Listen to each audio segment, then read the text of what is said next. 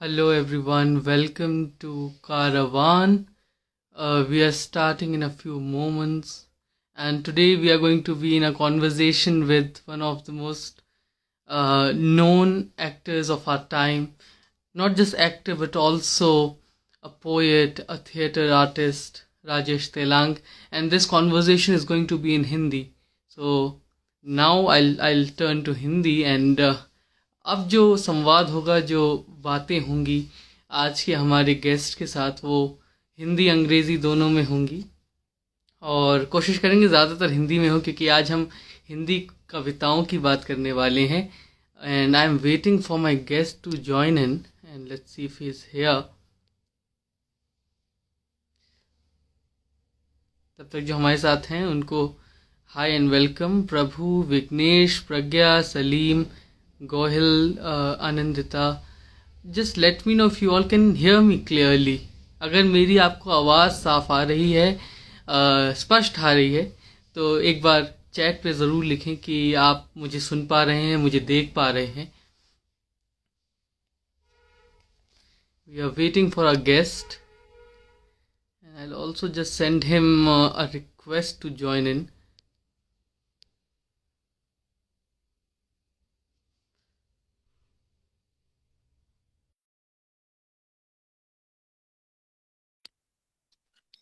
Okay, I've sent him a request. Thank you so much जिन्होंने बताया कि आवाज़ आ रही है। बहुत शुक्रिया, सभी का बहुत शुक्रिया। और आज हम बात करेंगे राजेश तेलांग साहब से, उनकी एक नई किताब के बारे में। और Rajesh sir is here, I will just send him a request to join.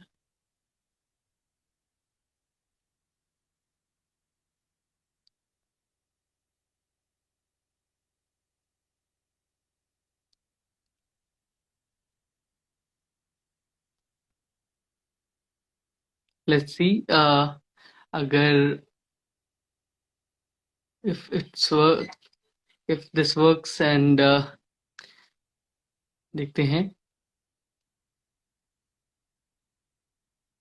Rajesh sir, मैंने आपको इनविटेशन भेजा है, एक बार आप उसे एक्सेप्ट करें, देखें। Okay, he is unable to join in. I just send him again the request. खैर, आज हम बात करेंगे चांद पे चाय की, और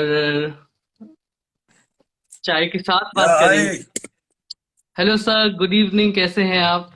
बिल्कुल बढ़िया Ishaan, how are you? I am good sir. Welcome to Karwaan. सबसे पहले तो आपका स्वागत है, और बहुत शुक्रिया आपका कि आपने आज समय निकाला, और इस कॉन्वर्जेशन के लिए यू रेडिली अग्रीड, तो thank you so much for that sir. अरे माय प्लेजर यार, माय प्लेजर। तो खुशी हुई मुझे।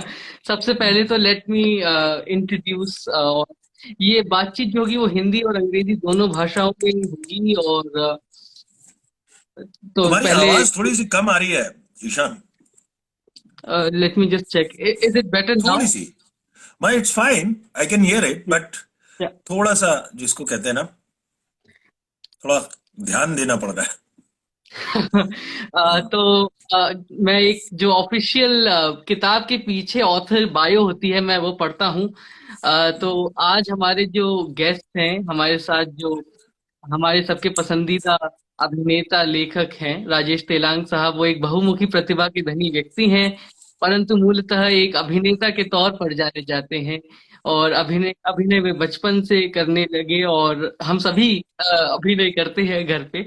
लेकिन he trained as an actor at NSD, और अभिनय के साथ साथ लेखन के प्रति रुझान इनका बढ़ा। और अब अभिनय के अलावा ये कविता, नाट्य लेखन, संवाद लेखन और निर्देशन भी करते हैं। और हमने हाल के दिनों में राजेश साहब को कई हमारे पसंदीदा शोज में देखा, जिसमें उल्लेखनीय हैं Mirzapur, selection day, Delhi crime and बंदिश बैंडिट्स। तो ये चार जो बहुत बड़े नाम हैं हमारे हमारे जनरेशन के लिए। सो we have Rajesh Telang Saab with us. Sir, welcome. And thank you. today, to launch and also talk about his book चांद पे चाय, जिसे आप देख पा रहे होंगे अपने स्क्रीन पर। Thank you, thank you. और इस किताब का सबसे पहले तो एंडोर्समेंट गुलजार साहब ने लिखा है कि डियर राजेश वहीं चाय पर मिलेंगे। तो हम इंतजार है उस कॉन्वर्सेशन का विद गुलजार साहब। So let's let's start.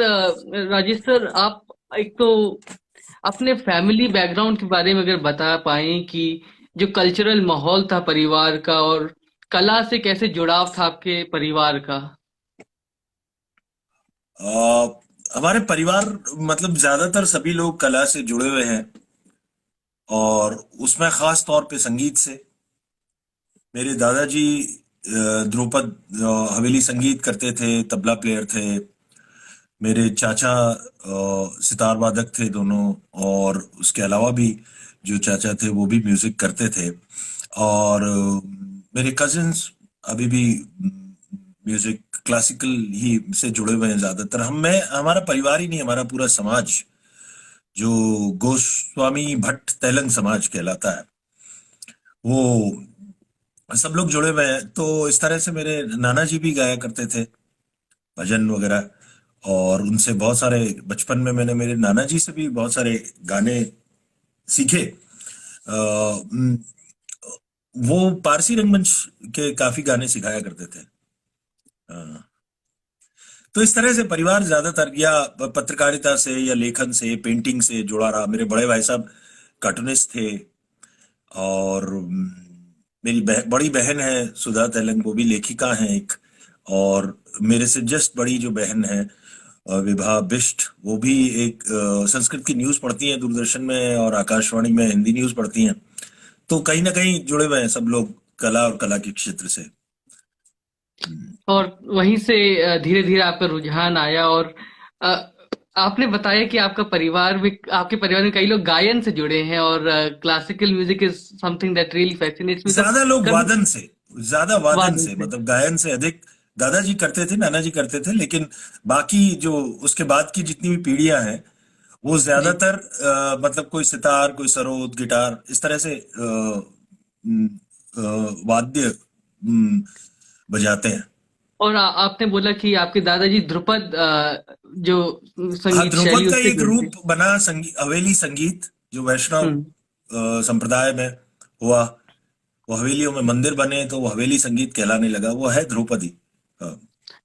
तो मैं, जो लोग नहीं जानते, मैं उन्हें बता दूं कि जो ध्रुपद है वो it's the oldest form of Indian classical singing. और आजकल बहुत रेयर हो गया है, लेकिन एक जमाने में उसका बहुत गाया जाता था। और जो लोग हमारे साथ जुड़ रहे हैं उनसे एक रिक्वेस्ट है, अगर आपके कोई सवाल हैं तो वो इधर क्वेश्चन फॉर्मेट पे जो है इधर लाइव पर, you can send in your questions there and I will read those out in the end of the conversation.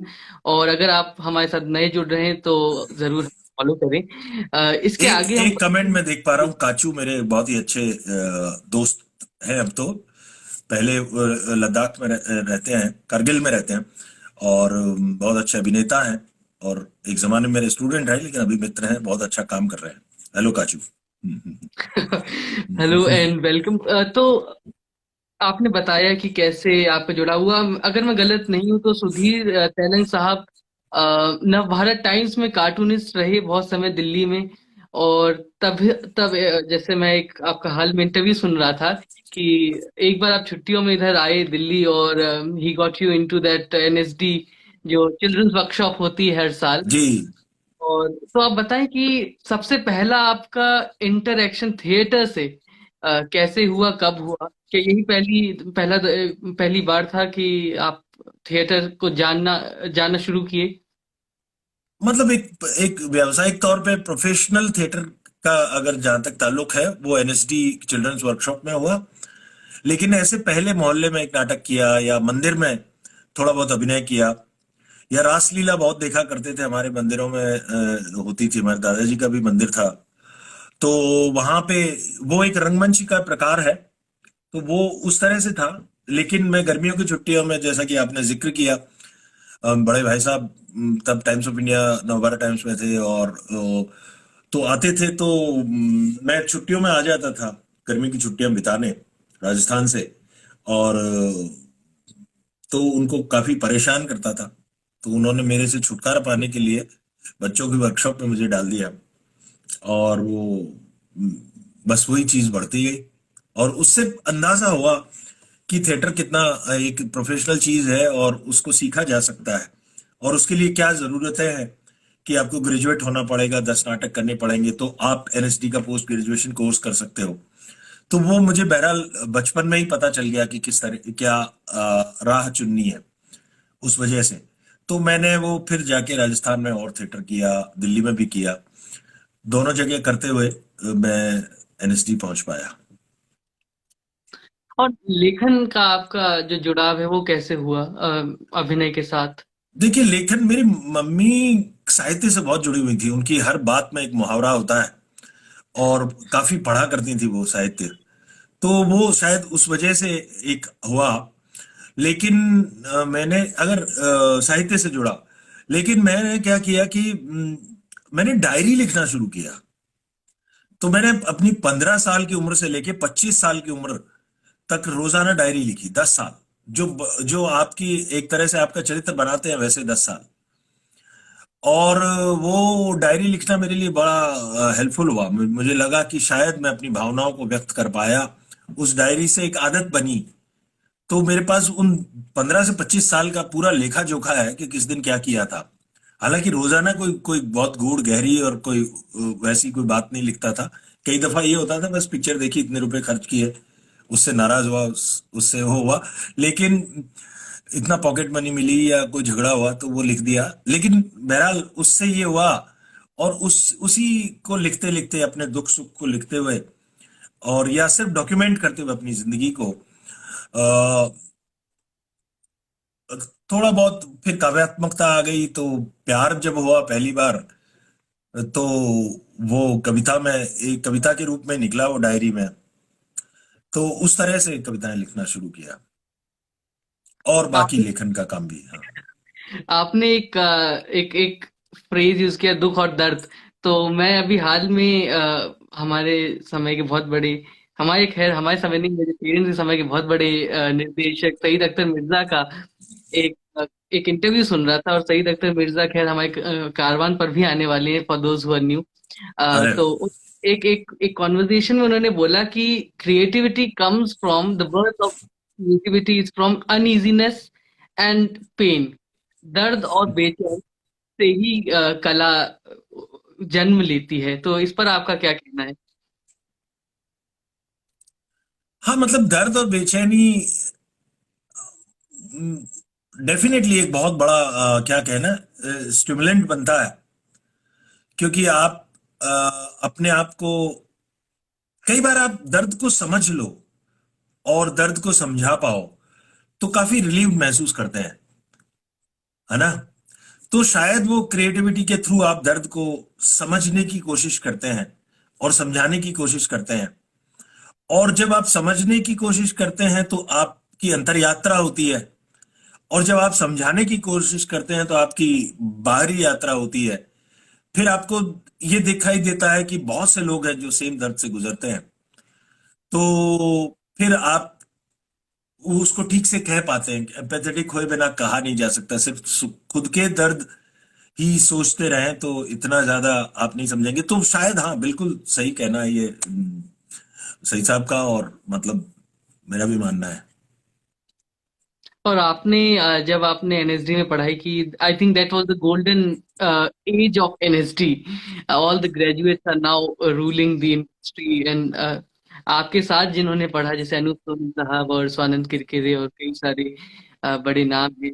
अ, आपको उस समय का कोई ऐसा कुछ एनेक्डोट जो याद आ रहा हो, और ऑल्सो रिलेटिंग टू क्रिएटिविटी? और आपने उसके बाद शायद गोविंद निहलानी के साथ भी काम किया।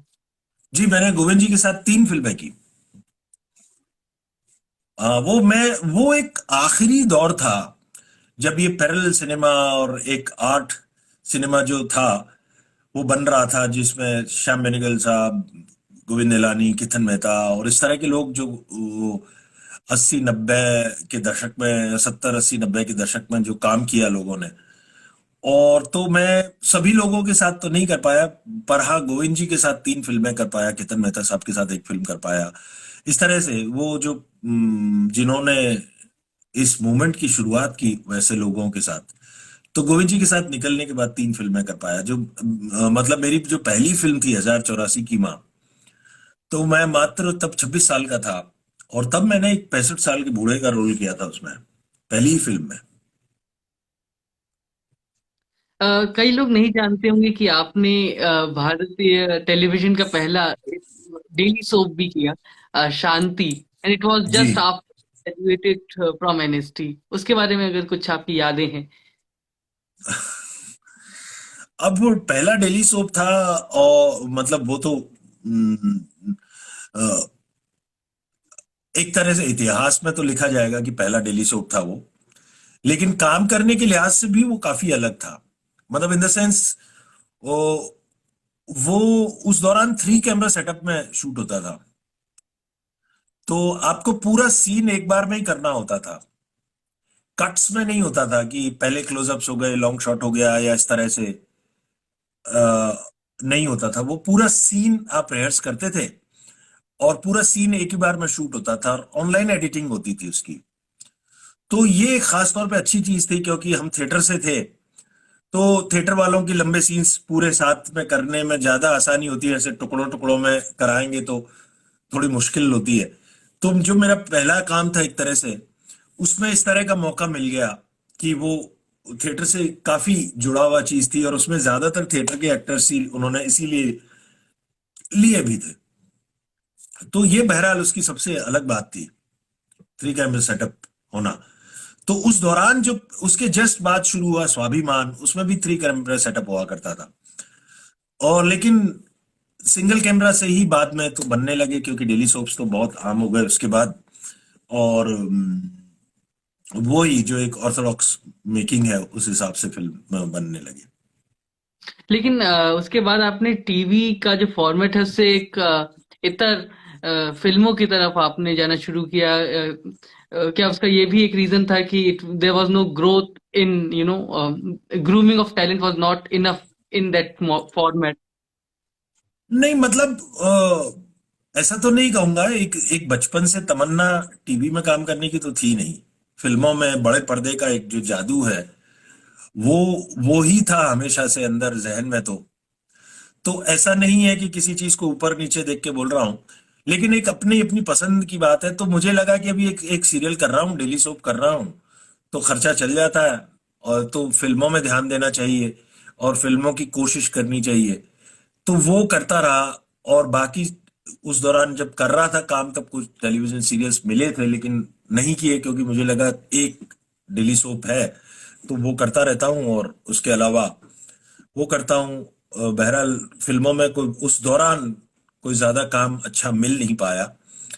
जो मिले उससे बहुत ज्यादा खुशी नहीं हुई, और सीखने को बहुत कुछ मिला, लेकिन वापसी में कुछ खास नहीं मिला। तो ऐसा हुआ। और फिर टेलीविजन का एक कुछ वक्त बाद टेलीविजन का स्वरूप ही एकदम बदल गया।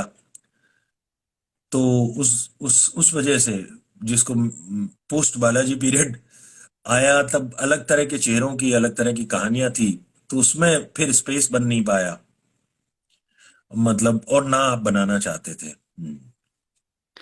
That is very true, but लेकिन आपके करियर में अगर हम देखें तो uh, आप उन रेयर एक्टर्स में हैं जिन्होंने हर फॉर्मेट के साथ एक्सपेरिमेंट किया है। आपने थिएटर भी किया, टेलीविजन भी किया, फिल्में भी करी, और उसमें डायलॉग राइटिंग भी करी, और आप पढ़ाते भी हैं, और लिखते भी हैं। तो you have work with every format. तो how do you look back to your career? You are of course in mid of your great career, but अभी तक का जो सफर है उसे आप कैसे देखते हैं? मतलब I enjoyed every bit of my journey. कि वो दुनियावी तरीके से कभी कोई सफल कहता है, कोई असफल कहता है, वो चलता रहेगा अभी भी और आगे भी। पहले भी होता रहा, अभी भी होता रहेगा। असली चीज है कि आप जो कर रहे हैं उसको एंजॉय कर रहे हैं कि नहीं कर रहे हैं। आप उसमें कुछ इवॉल्व होने की कोशिश कर रहे हैं कि नहीं कर रहे हैं। आपको उसमें मजा आ रहा है कि नहीं आ रहा है। तो मैं कोशिश यही करता रहा कि एक किस्म का काम नहीं है तो किसी दूसरी तरह में अपने आप को एक्सप्लोर किया जाए, क्योंकि मैं अपने आप को लिमिट नहीं करना चाहता था।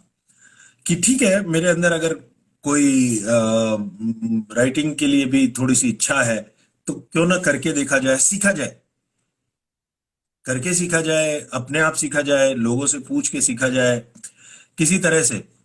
तो वो सीखने की जो चाह है ना, वो अभी भी उतनी ही है मेरे अंदर। मैं अभी भी रोजाना कुछ ना कुछ सीखता रहता हूँ, कोशिश करता हूँ कि रोजाना एक नई चीज सीख पाऊं। तो वो जर्नी, मुझे वो सीखने की जर्नी ज्यादा लगती है। और सीखने की जर्नी में कभी कभी बीच में काम मिलता रहता है। And I think that that also led you to, be part of this whole OTT movement जो इस देश में चल रहा है, और आप इतने अच्छे अच्छे रोल्स उसमें पा रहे। तो मेरा सवाल ओटीटी से रिलेटेड आपके लिए है कि do you think OTT gives a little more space for to an actor to explore their potential of talent then मतलब, regular film? not only for actors, for everybody, I think this format gives you, क्या कहना, a bigger canvas to everybody। क्योंकि फिल्में बहुत ही एक कम समय में आपको बहुत सारी बात कहनी है, तो वो उसमें एक अलग किस्म की क्रिएटिविटी की जरूरत होती है, लेकिन उसमें एक्सप्लोर करने का मौका उतना हर किसी को नहीं मिल पाता इक्वल अमाउंट में। या इक्वल नहीं तो फिर भी ज्यादा, थोड़ा भी बहुत फर्क होता है। लेकिन और टेलीविजन का जो काम है वो काफी, मतलब क्या कहना, पतला है, थिन है। उसमें वो लेंथ है सिर्फ, लेकिन वो बहुत ही पतला है। वो उसमें उस पे एक्सप्लोर करने के लिए कुछ, क्या कहना, this is more length than the depth of it. लेकिन ये एक बीच का एक बहुत अच्छा है जिसमें दोनों चीजें मिल पाई। तो वो मुझे लगता है कि सब लोगों के लिए ही वो रहा, ना सिर्फ एक्टर्स के लिए, राइटर्स के लिए, डायरेक्टर्स के लिए, camera, every department of film making. Uh, तो चलिए अभी अब हम अपने दूसरे सेगमेंट पे आते हैं, जो कि सबसे इंटरेस्टिंग सेगमेंट है। वाणी प्रकाशन ने हाल में एक किताब निकाली है जिसका मैं पहले भी चर्चा कर चुका हूँ, चांद पे चाय। और मैं भी जो दिखा देता हूँ। हाँ, चांद पे चाय है। और मेरे पास भी इधर चाय रखी है। और मेरी चाय खत्म हो गई है, ठीक है। तो पहले तो राजेश साहब, क्योंकि प्रेम की भी बात बीच में एक चर्चा हल्का सा आया था जिसको मैंने उस समय छेड़ा नहीं, लेकिन इस समय से लगता है उस प्लग को खींचने का समय है कि आप प्रेम को कैसे समझते हैं? प्रेम, देखिए, प्रेम एक इंटरेक्शन है। और दुनिया में कोई भी चीज घटित नहीं हो सकती किसी इंटरेक्शन के बिना। तो चाहे कोई भी, प्रकृति का नियम है ना कि कुछ दो चीजों के इंटरेक्शन से ही कोई चीज पनपती है। तो प्रेम एक इंटरेक्शन है जो क्रिएट, मुझे लगता है कि वो क्रिएशन का, क्या कहें, मूल समीकरण है किसी भी उत्पत्ति की।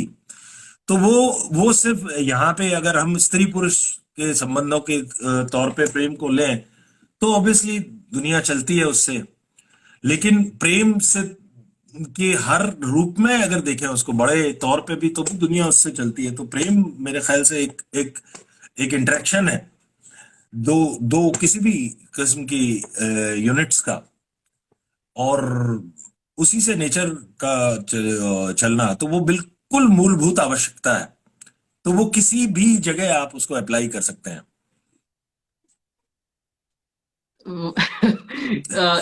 और जब हम दो यूनिट बात करते हैं, क्योंकि मैं तो मेरे ख्याल से देखिए, एक जब बीज होता है या एक हम्म पौधा होता है, वो पानी के साथ इंटरेक्ट करता है तो ही फलीभूत होता है ना।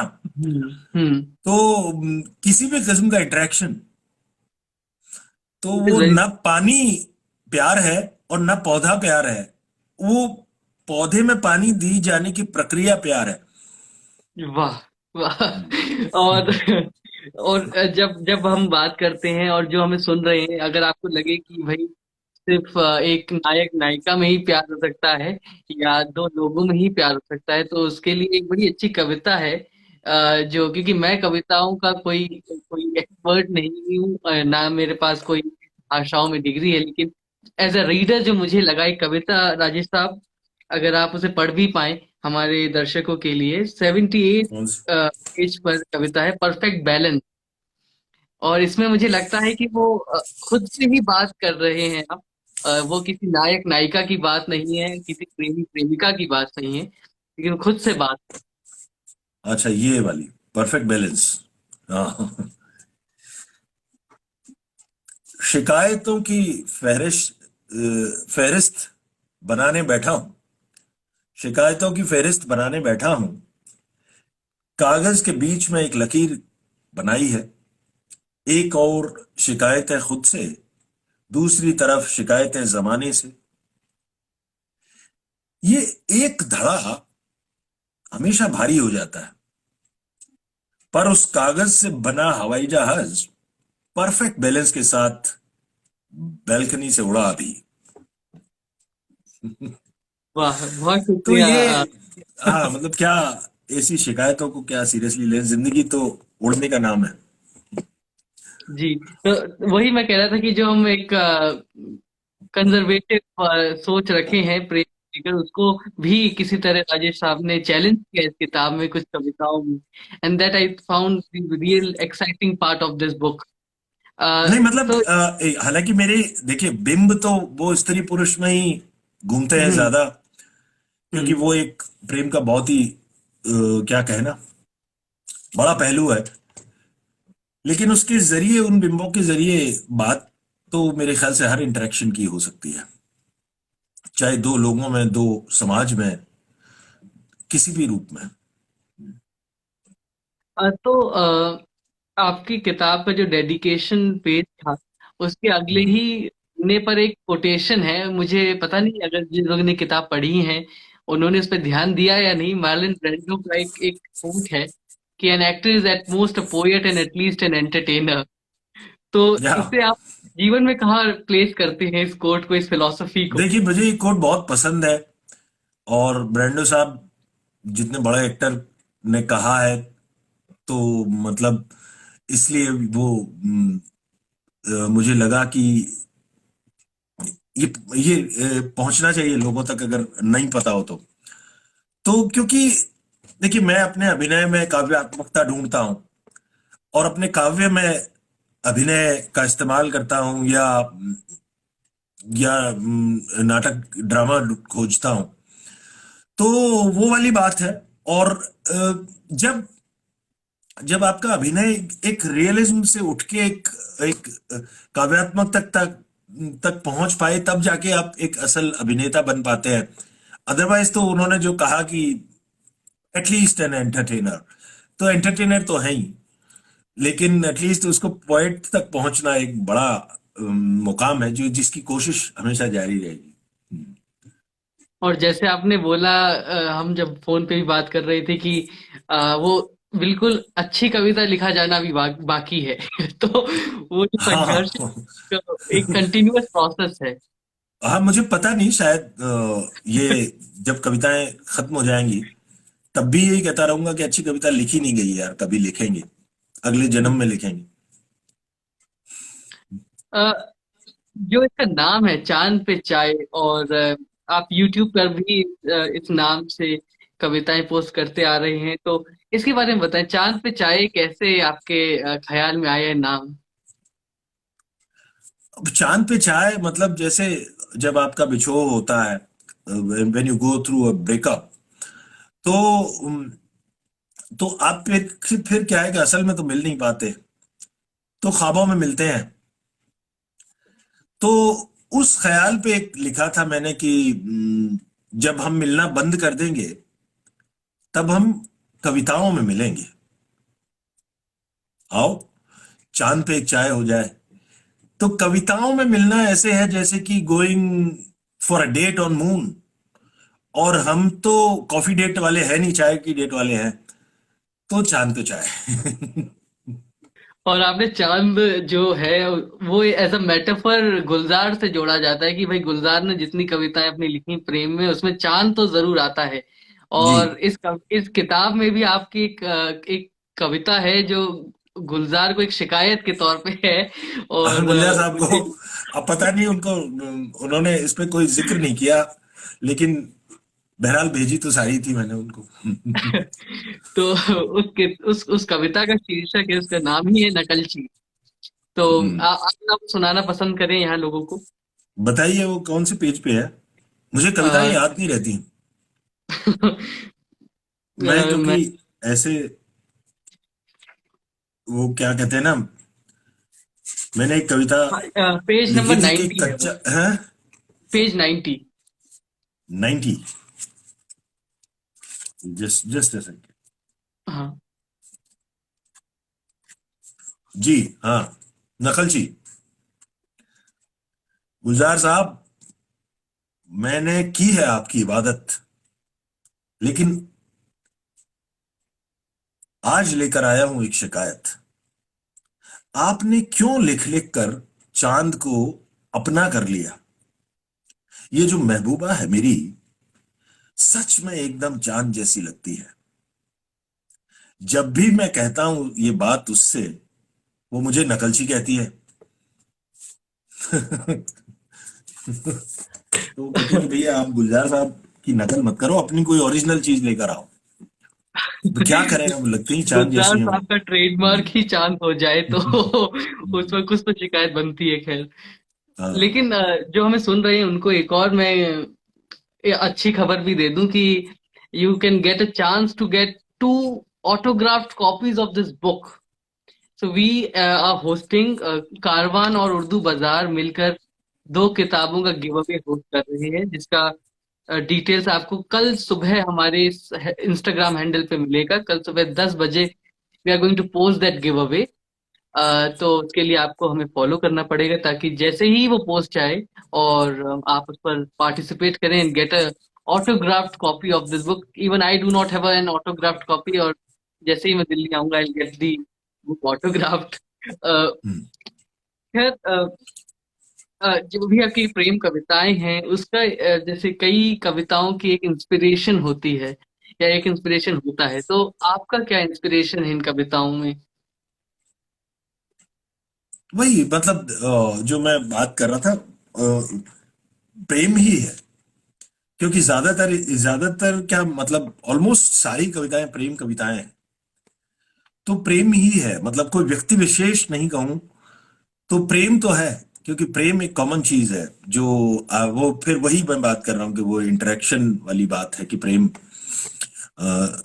सिर्फ स्त्री पुरुष संबंधों का नहीं होता। लेकिन प्रेम एक एक एक ह्यूमन क्वालिटी है जो आपको जिंदा रखती है। रोमांटिसिज्म बेसिकली कहा जाए तो, कि रोमांटिसिज्म क्या है? रोमांटिसिज्म शायद मतलब वही है ना, जब आप एक एक परफेक्ट दुनिया की का ख्वाब देखते हैं कि वो जगह है जहां सब कुछ अच्छा हो जाएगा, जहां सब कुछ सही होगा। तो उसी रोमांटिसिज्म को जिंदा रखते हुए, उसी ख्याल को रखते हुए कविताएं हैं अधिकतर। और जैसे कि आपकी किताब के जो पीछे बायो है उसमें भी आखिर लाइन यही है आपका, एक फिलॉसफी जो मैं इधर दोहराऊं कि प्रेम से बड़ी कोई क्रांति नहीं, और जिस क्रांति का बीज प्रेम ना हो वो क्रांति किसी काम की नहीं। जी। रेवोल्यूशन को भी आपने एक जो प्रेम के नजरिए से देखा है, I think that's a unique kind of a perspective. उस पर कुछ आप बोलें अगर। अब देखिए, मैं मेरे से अक्सर लोग पूछते थे कि भाई क्रांति गीत क्यों नहीं लिखते हो, मतलब क्रांतिकारी हो क्रांति गीत क्यों नहीं लिखते? मुझे लगता है यार, प्रेम से बड़ी कोई क्रांति हो सकती है क्या? और बहुत सारी क्रांतियां मैंने देखी, मतलब हमने मतलब देखी, पढ़ी, सुनी। और कई क्रांतियां विरोध के नाम पे होती हैं। और मेरा उन क्रांतियों से बहुत ज्यादा ताल्लुक नहीं है, क्योंकि जो क्रांति विरोध और विरोध करना अच्छी बात है, लेकिन अगर आप मतलब उसमें प्रेम भाव नहीं है, जोड़ने का भाव नहीं है, तो वो क्रांति क्या काम की? तो हर चीज जोड़ने के लिए लड़ाई हो तो अच्छा है, तोड़ने के लिए लड़ाई का कोई औचित्य नहीं है। तो मतलब बेसिकली कोई नई बात नहीं है, उसका कहने का जुमलाबाजी थोड़ी सी अलग की है। नहीं, ये एक बहुत जरूरी चीज है हम सभी को समझना। और आपका एक ये जो किताब है, ये जो नहीं जानते उनके लिए, कि ये किताब दो भागों में बटी है। एक है दो अक्षर और एक है ढाई अक्षर। तीन तीन हिस्सों में बांटा है इसको मैंने, हम्म। कि वो ऐसे है कि मैं, हम्म। एक हिस्सा है मैं, हाँ, मैं। एक सेकंड में क्रम एक बार देख लेता हूं। हाँ, तो शुरू किया है तुम से, कि तुम दो अक्षर, हम्म। है ना, और मैं आधा अक्षर, और तीसरा हिस्सा है हम ढाई अक्षर। ढाई। तो और तुम दो अक्षर हो और मैं तो आधा ही अक्षर हूं, और हम दोनों मिलके ढाई अक्षर बनते हैं। तो ये तीन हिस्से बनाए बनाए इसके, तुम मैं और हम। और जो ढाई अक्षर है वो तो आपके अर्ली करियर में भी एक टीवी शो भी रहा, हाँ बिल्कुल, ढाई पहला अक्षर। काम टेलीविजन का मैंने किया, उसका नाम ही ढाई अक्षर था, ढाई अक्षर था इनफैक्ट। अशोक चक्रधा हाँ। जी, और देखिए वो भी एक बहुत बड़े कवि है, उन्होंने बनाया था वो, उन्होंने डायरेक्ट किया था। तो कविताओं से तो जुड़ाव देखिए, मैं मेरे ख्याल से 18 साल का रहूंगा तब, 17-18 साल का, तब मैंने किया था वो। Hmm. Life has come full circle इस किताब में। और इसमें एक बड़ा मजेदार, जो मुझे बहुत पसंद आया, मजेदार तो खैर नहीं कहेंगे, लेकिन पेज 190 पर, 119वें पेज पर एक ढाई अक्षर सेगमेंट में एक छोटी कविता है। एहसास के गैर मुनासिब बंटवारे का हो सके जहां मुकदमा दायर, बनी नहीं ऐसी कोई अदालत, वक्त की तराजू ही उन्हें बांटती है बराबर। मुझे लगता है हम्म। ये बहुत सुंदर कल्पना है और लेखन है।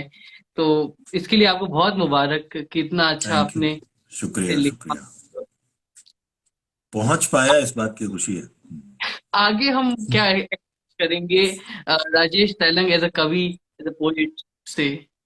देखिए, कविताएं तो मैं लिखता रहता हूँ, अभी भी लिखता रहता हूँ, जब भी बीच बीच में, मतलब ऐसा नहीं कि बैठ के कोई होमवर्क करता हूँ, लेकिन हम्म। ख्याल आ जाता है, कोई ख्याल आ जाता है तो कई बार तुरंत बन पड़ती है, कभी नहीं बन पाती, तो ख्याल मैं अपने फोन के नोट में लिख लेता हूँ, नोट्स के ऐप में, और फिर कभी बैठ के उनको फेयर करता हूँ। तो बहरहाल मेरे एक दूसरा संकलन की तरह से मैंने तैयारी चल रही है, वो जैसे अपने आप होता रहेगा। और उसका काफी आधा काम तो हो ही गया है, और उसका नाम मैंने सोचा है दिल से पैदल। उसके पीछे की कहानी अगर आप बताना चाहें, दिल से पैदल उससे नाम। उसके पीछे भी कहानी ये है कि कहानी क्या, एक कविता ही है जो इसमें शामिल की है मैंने, हम्म। कि हम जो दिल से पैदल लोग हैं ना, वो घर की देरी से निकलते ही दूसरा कदम सीधा चांद पे रख देते हैं। हम जो दिल से पैदल लोग हैं ना, वो घर की देरी से निकलते ही दूसरा कदम सीधा चांद पे रख देते हैं। घर लौटना मुश्किल होता है हमारा। वाह। हम्म। बहुत बहुत अच्छा ये ख्याल लिखो। और कई लोग पूछ रहे हैं इधर, मोस्ट कॉमन क्वेश्चन जो चैट पर आया है कि भाई अगर मिर्जापुर 3 के बारे में आप कुछ बताए। मैं यही सोच रहा था ये सवाल ना हो, और कोई हो सकता तो। नहीं, अभी अभी मतलब आएगा, लेकिन कब आएगा क्या आएगा मैं कहने की स्थिति में नहीं हूं, और ना मेरे पास इस बात का अधिकार है। आखिर सवाल जो मेरी तरफ से है कि आप डिक्शन पे भी बहुत काम करते हैं, और बोलने के जी, मैं तरीकों पे। पढ़ाता रहा डिक्शन एनएसडी में। तो भाषा के लिए प्यार के ऊपर आप अगर कुछ बोलना चाहें, कि जो भाषाएं उर्दू और हिंदी, दो भाषाओं के लिए आपका प्यार। देखिए, उर्दू हिंदी तो मैं तो अलग मानता ही नहीं, एक तरह से, और उनको अलग कैसे करें ये समझ में नहीं आता मुझे। आप शब्द चयन अलग अलग कर सकते हैं चाहें तो, है ना, लेकिन जो असली रस है, असली स्ट्रक्चर है, वो तो एक ही है। तो वो प्यार तो समान है और समान ही होना चाहिए। लेकिन बहरहाल मतलब एक एक्टर बनना चाहता था। इनफैक्ट एक्टर बनने से पहले मैं चाहता था कि मैं न्यूज रीडर बनूं। तो मुझे वो बड़ा अच्छा लगता था वो। तो मैं घर में बैठ बैठ के प्रैक्टिस किया करता था, पढ़ता था जो भी चीज हाथ में आ जाए वो उसको जोर जोर से पढ़ता था। और आकाशवाणी में भी थोड़ा बहुत कैजुअल अनाउंसर या इस तरह से युवाणी वगैरह करता था कुछ, थोड़ा सा वक्त के लिए किया था। तो तो वो एक एक शौक था। और हरीश भिवानी एक होते थे बहुत बढ़िया वॉइस ओवर करते थे, बहुत सारी एड फिल्म्स में करते थे। मतलब अब भी करते हैं वो मेरे ख्याल से, लेकिन अब उम्र हो गई उनकी इस साल। और तो उनसे बहुत प्रभावित था, उनकी आवाज जो बाद में मैं समय है उनसे लोग जानने लगे उनको महाभारत में। लेकिन वो बहुत करते थे, कभी कभार न्यूज भी पढ़ते थे वो। तो मुझे वो बड़ा अच्छा लगता था। इस वजह से मेरा मतलब साहित्य से तो हुआ ही की वजह तो थी ही एक, लेकिन एक न्यूज रीडर बनना चाहता था पहले, उस वो भी हुआ। तो उस वजह से मैंने जानना शुरू किया, फिर एक्टिंग में आ गया तो वो सारा हिस्सा हुआ, पढ़ाई भी हुई। तो उसी को फिर अपनी खुद की पढ़ाई की और कुछ लोगों से सीखा, कुछ अनुभव से सीखा, कुछ क्या स्वशिक्षा से सीखा। और ऐसे करके डिक्शन पे काफी काम किया। और डिक्शन बहुत, जैसे आपने बताया, बड़ा जरूरी है। और अगर आप उस जमाने में न्यूज रीडर होते तो शायद पूरा डेस्टिनी कुछ और होती। लेकिन we have you now as an actor, as a poet, a multi-talented personality, and we are so grateful thank you. to me that we have a talent like you in this industry. एक हम, अगर आप allow करें तो एक आखिरी कविता मैं आपसे रिक्वेस्ट कर लूंगा। जी बोलिए। अ, जो इस डेडिकेशन, किताब के डेडिकेशन वाले पन्ने पे है, इतिहास। और मार्लिन ब्रेंडो के हाँ अगला पन्ने पर वो किताब है, वो कविता है, इतिहास। हाँ वो और अंदर भी 100 एंड सम पेज पे जी जी मैं पढ़ता हूँ। छोटी सी है, 4 लाइनें 5 लाइनें। हम्म। वो है कि मेरी कविताएं मत फाड़ना, मेरी कविताएं मत फाड़ना, ये दस्तावेज है इतिहास का। इन्हीं से तो जानेंगे, इन्हीं से तो जानेंगे आने वाले लोग तेरी सुंदरता और मेरा पागलपन। और आप सभी को पता है, कारवान इतिहास पर काम कर रहा है निरंतर। और ये ऐसे कॉन्वर्जेशन हम और भी लाते रहते हैं। आज हमारे साथ हैं मशहूर अभिनेता, लेखक, कवि और रंगमंच के बहुत बड़े कलाकार राजेश तेलंग साहब। हमने उनसे बात करी उनकी किताब के बारे में, कुछ उनके करियर के बारे में, और कई सारे विचार उनके जाने। This conversation will be available on our Instagram handle, और हमारे यूट्यूब चैनल पर भी आपको परसों ये कॉन्वर्जेशन मिल जाएगी। और आप उसे सुने, कुछ समझें, ये किताब खरीदें सबसे पहले तो जी, अमेजोन ये और अमेजोन पे अवेलेबल है। अमेजोन पर भी है, और शायद कई सारे और बुक उर्दू स्टोर पे। बाजार में जाके भी आप खरीद सकते हैं हाँ। जी। और कुछ और उर्दू बाजार के साथ हम एक गिव अवे कर रहे हैं 2 किताबों का, ऑटोग्राफ्ट बाय राजेश सर। तो वो भी आप जीत सकते हैं। उसके लिए कल सुबह 10 बजे आप हमारा और उर्दू बाजार दोनों का ही अकाउंट देखें। You will get all the details of how you can win this book, copy of assigned copy of this book. तो उसमें जरूर भाग लें। अ, उम्मीद है राजेश सर आपको ये कॉन्वर्जेशन पसंद आया हो। अगर आप कुछ बोलना चाहें अंत में। नहीं, मैंने बहुत एंजॉय किया ईशान। आपके साथ तो मेरी पहले भी एक बार, जब बड़ा ग्रुप था, एक आपका कोई इनिशिएटिव था, उसमें बातचीत हुई थी, बहुत सारे लोग थे, तब आनंद आया था। इस बार अकेले अकेले बात हुई तो और ज्यादा आनंद आया।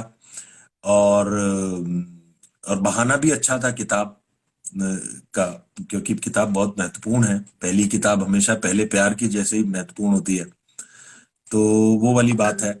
और इसके अलावा मैं तो बस सब लोगों से यही कहूंगा कि आप कारवा जहां जहां भी उपलब्ध है, जैसे कि इंस्टाग्राम, फेसबुक, ट्विटर और आपका यूट्यूब, वहां जाएं, इनको ज्वाइन करें, और खास तौर पे आज ही ज्वाइन करें, ताकि अगर आप कल सुबह ये जो पोस्ट डालेंगे उस उसको पढ़ेंगे, तो आप तक किताब पहुंच सकती है। तो ये एक बहाना अच्छा है जुड़ने का, इसी बहाने जल्दी से जुड़िए। और मुझे भी बुला लेते हैं, मुझसे बहुत बेहतर लोगों को ये बुलाते रहते हैं। तो वहां पे और आपको बातचीत सुनने को मिलेगी। Thank you so much Rajesh sir, और I am looking forward to meeting you in Delhi and to many more conversations with you.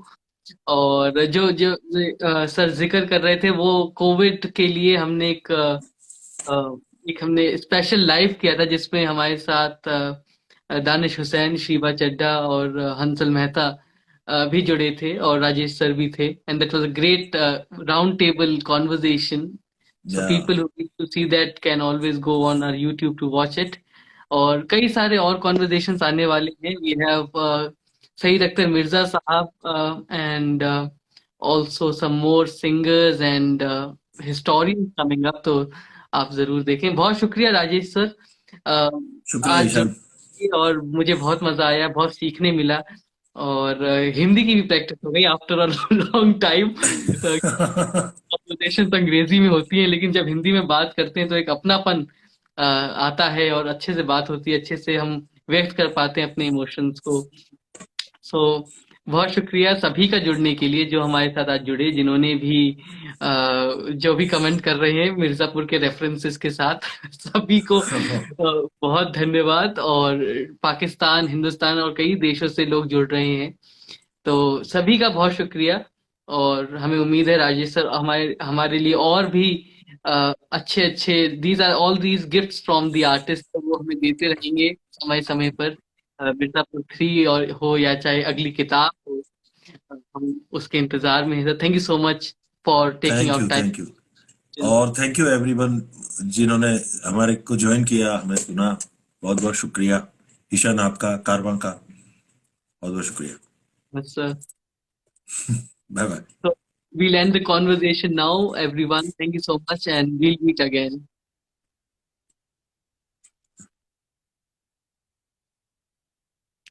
So that was Rajesh sir with us, and thank you so much, everyone.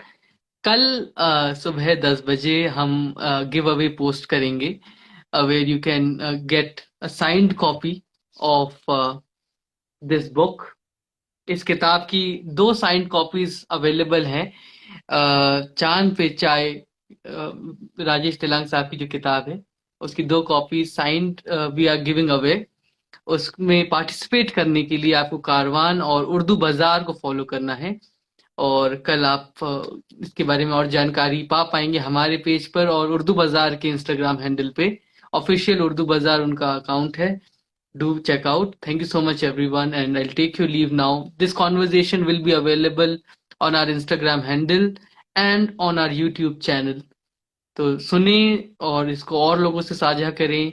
हमारे साथ और भी कई सारे लोग जुड़ने वाले हैं आने वाले समय में, तो keep a lookout for that, and do join us in our future conversations. Thank you, everyone. Good evening, and uh, bye. Take care.